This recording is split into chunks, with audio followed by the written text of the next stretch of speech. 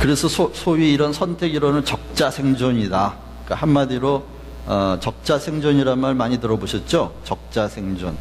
그 환경에 적합한 자가 살아남는다, 이런 말입니다.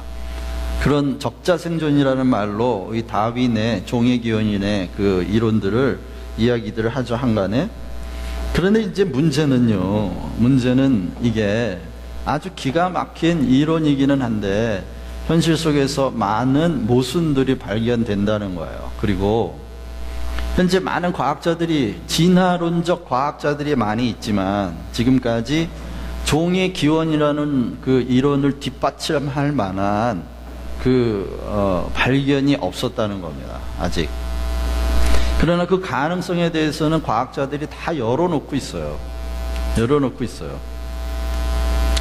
근데 많은 모순들이 발견되는데, 예를 들면 진화론에 의하면 인간은 가장 최종적으로 가장 발전한 존재입니다. 인간은 스스로 자기를 인식하는 의식이 있잖아요.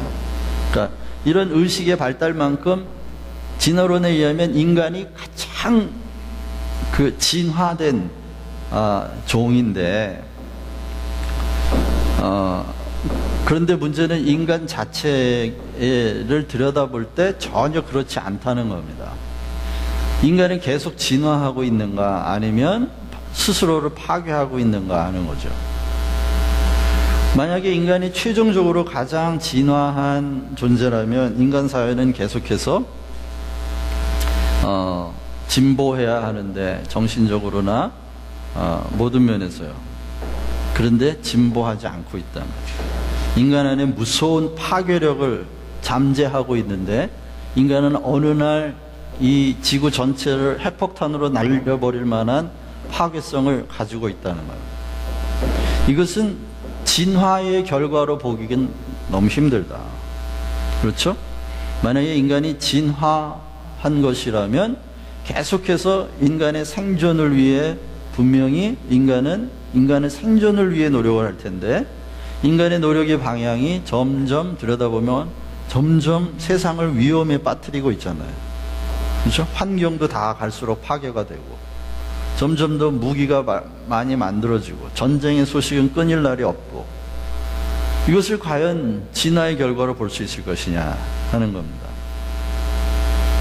그리고 또 하나, 적자 생존의 원칙이 맞다면 강한 자는 살아남고 약한 자는 희생돼야 하는 적자 생존의 원칙이 옳다면, 그러한 이론에 의하여 인간의 의식, 정신까지도 발달해 왔다면 윤리나 도덕 이런 것들은 생겨나지 않아야 정상이라는 거죠. 그렇죠? 강한 자가 살아남고 약한 자는 사라져야 하는 그런 적자생존의 원칙에 의해 인간이 진화했다면, 왜 윤리, 도덕, 약한 자를 보호해야 한다고 하는 이런 의식들이 어떻게 해서 생겨났냐는 거예요. 그렇죠? 그런 윤리나 도덕, 미술, 음악, 이런 아름다운 것을 추구하는 이런 일들은 없어야 당연하다. 왜? 그건 인간을 연약하게 만드는 거니까.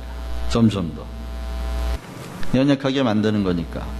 그런 건 생겨나지 않아야 되는데 그런 것들이 생겨난단 말이죠. 그러니까 뭔가 거기엔, 이 이론에는 뭔가 결함이 있다.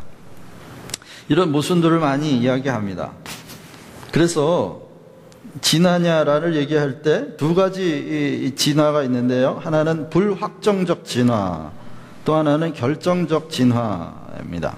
결정적 진화라는 건 뭐냐면, 진화를 하되 모든 진화는 다 결정되어 있다. 어디까지 얼만큼 어떻게 진화될 것이 다 결정되어 있다. 그게 전통적 견해라고 제가 써드렸는데, 종의 기원이라는 책이 나오기 이전에 과학자들은 우주는 완벽하다, 자연은 완전하기 때문에 진화를 한다면 뭔가 결정적으로 이미 결정이 다 돼 있다는 거예요. 기계론적 결정론이죠. 그런 결정론에 과학자들이 다 동의를 했어요.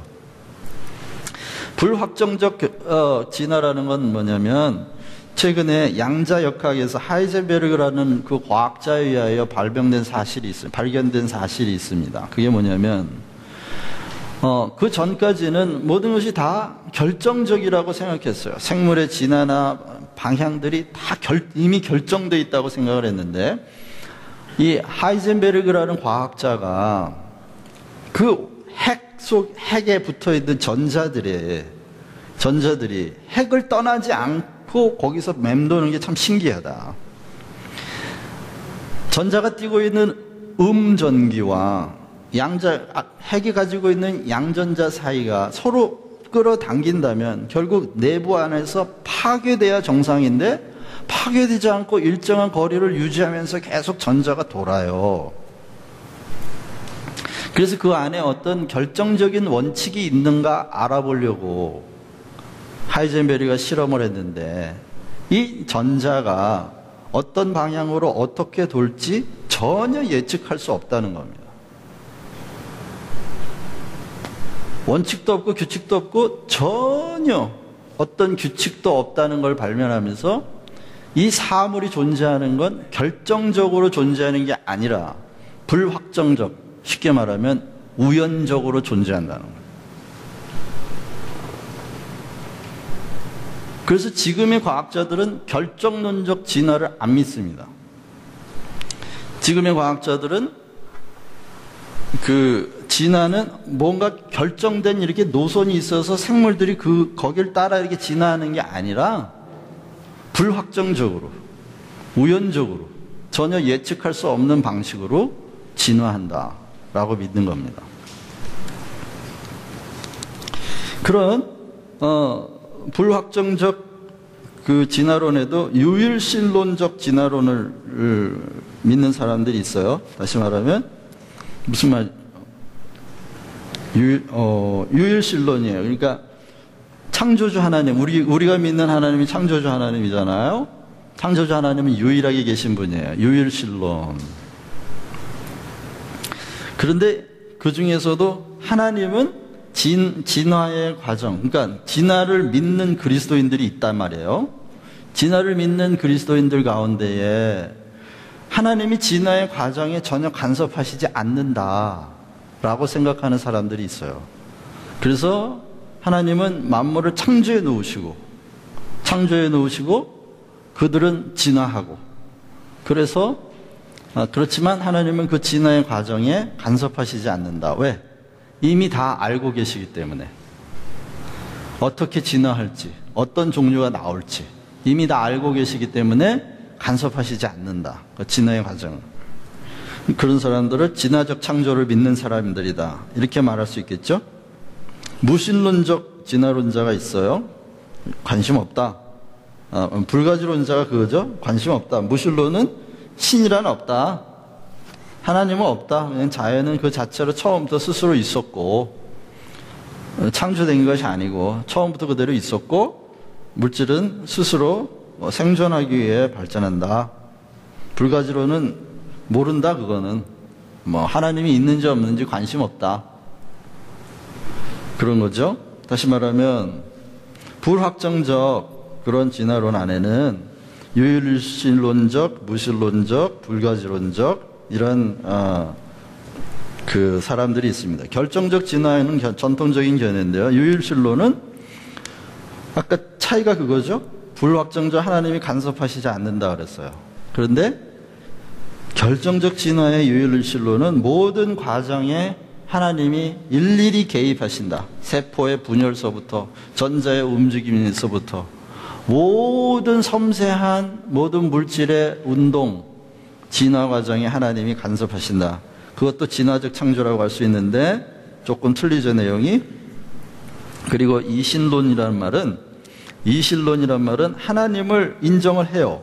하나님을 인정을 하는데, 하나님은 세상을 창조해 놓고 그냥 딴 데 가서 딴짓하고 계시다, 이거예요. 예를 들면 시계공이 아주 정밀한 시계를 잘 만들었어요. 만들었지만 시계공이 시계가 잘 가는지 움직이는지 이거 가끔 들여다보지만 시계가 작동하는 그 에너지, 동력 이런 거는 전혀 신경을 안 쓴다는 거예요. 그런 걸 데이즘 또는 이신론이라 그래요. 하나님을 창조주를 인정을 하는데 그냥 창조해 놓고 하나님은 저쪽에 딴 일을 보고 계시다. 그냥 이 창조 피조 세계는 스스로 돌아가고 있다는 거죠. 그 이 신호는 하나님이 창조해놓고 그냥 두고 본다는 거예요. 그리고 그 안에는 우연과 설계 법칙이라는 게 있는데, 이게 뭐냐면 다윈이 종의 기원이라는 책을 써놓고 나니까 사람들이 막 질문을 하기 시작해요. 그럼 지금까지 우리의 종교, 참 재밌는 건요, 다윈이 한때 목사였다는 겁니다. 원래는 의학도였는데 그 수술하고 막 이러는 게 너무 징그럽고 너무 무서워서 스트레스를 받아 사람들이 권유에 따라 신학을 하고 목사를 했대요. 시골에서 목사를 했는데 어느 날 여행을 한번 가게 됩니다.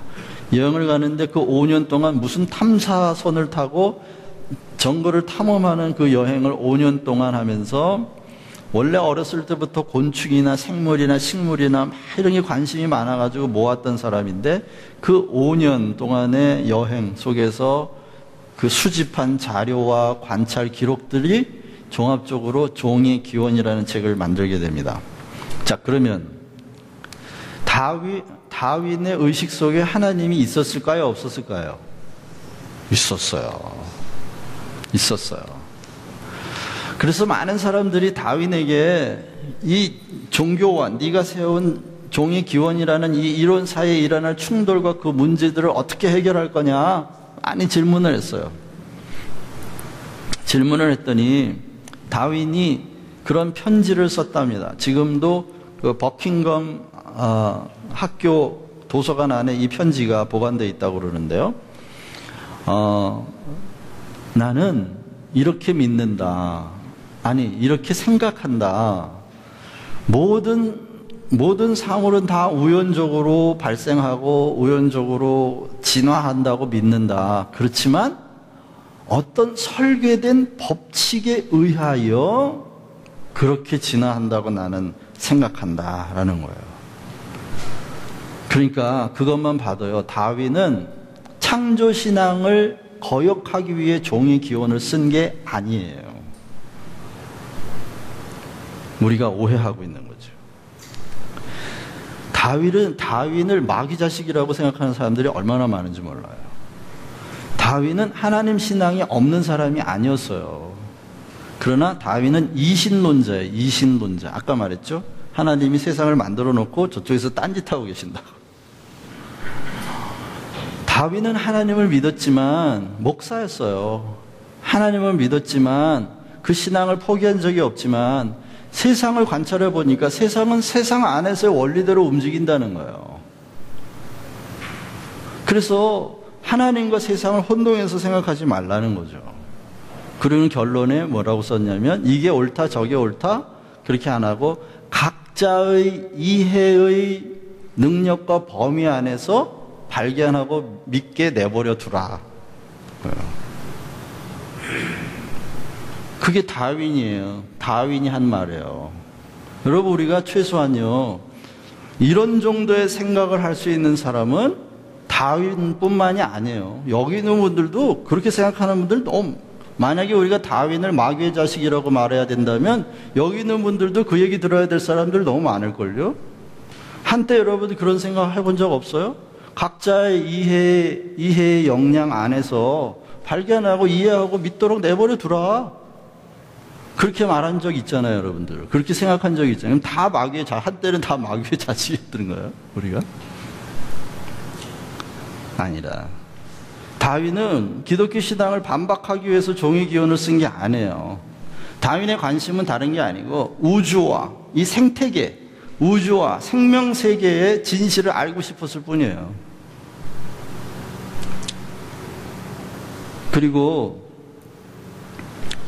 지금 최근에 그 과학자들의 발견에 의하면 이런 종의 기원의 이론이 정설로 받아들여질 가능성이 점점 높아지고 있습니다. 점점 높아지고 있어요. 예를 들면 그 불확정성의 원리를 발견한 하이델베르의 발견이 그걸 시점으로 지금 과학자들이 자극을 받기 시작했어요. 그래서 우주가 결정론적으로 결정된 것이 아니고 우연을 향해 열려 있다. 다시 말하면 이 피조 세계는 결정